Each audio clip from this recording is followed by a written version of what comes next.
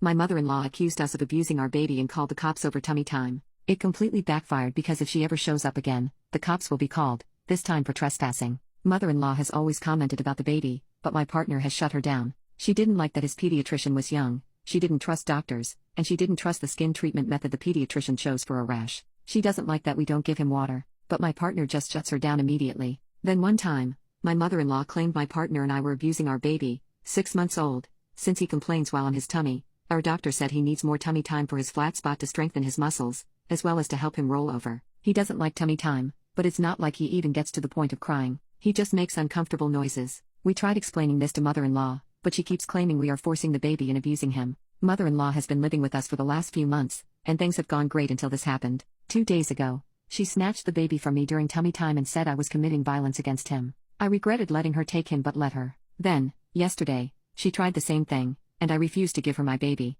The thing is, I wasn't even doing tummy time. My baby complains when he isn't doing something, he constantly gets bored. Mother-in-law heard him complaining from another room and came barging in, saying I was abusing him again. I walked away from her and locked the door behind me. She pounded on the door, saying she would call the cops, and she did. I called my partner, who left work immediately and drove home. 2 policemen talked to her and then to us. I invited them in and said they could walk around. They looked around and saw an immaculately clean place and a very happy baby. Mother-in-law had not been cleaning up the past couple of days or helping with anything as she did in the past, making me think this was premeditated to try and make us look bad, but I had been cleaning behind her. Mother-in-law tried telling the cops that we were dirty because the dirty bottles and snot sucker were in the same place, that we pet the dog then hold the baby, and that we do tummy time where the cat lays on the couch. When she told them that tummy time hurts the baby, they said, "I'm not a professional doctor." The police couldn't contain their laughter, saying it sounded like mother-in-law thought she was the resident expert and that they often run into mothers who disagree with parenting styles. Unfortunately, I couldn't laugh because I was in tears explaining the situation, but it was obvious the police were on our side.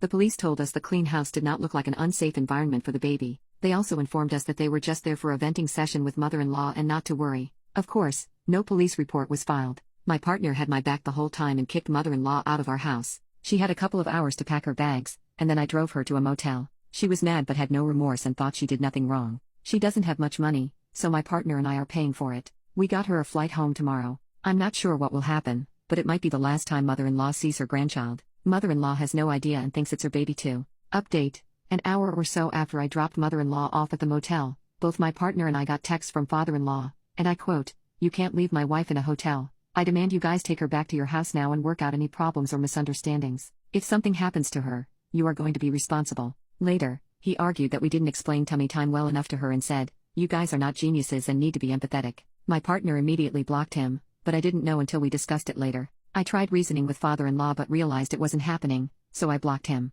2. The next day, the motel said I couldn't pay by phone, so I had to drive to the motel to pay for one more night. I also decided to bring mother-in-law some snacks. To be petty, I put the one she didn't like in the snack package. When I dropped off the care package, mother-in-law pleaded that she wouldn't call Child Protective Services. She didn't offer an apology but wanted me to tell my partner that she wouldn't call CPS. I said right and left. Mother-in-law then called my partner, and I thought I would apologize but didn't. Instead, mother-in-law started guilt-tripping, saying she felt she wasn't treated well at our wedding a couple of years ago, and other random things. My partner hung up on her. Update 2. So Sunday came, and I picked mother-in-law up and took her to the airport. On the way, I asked her if she was planning on apologizing. She said, "To who?" I said, "To both of us." She then started saying we didn't explain tummy time well enough and that it was our fault. So then I decided to say what I had planned. I said that this whole situation was her fault, that she put us in danger by calling the police, and that threatening to call CPS ensured she would never see her grandchild again. I told her she was not welcome in our house in the future and that if I saw her again anywhere near our house,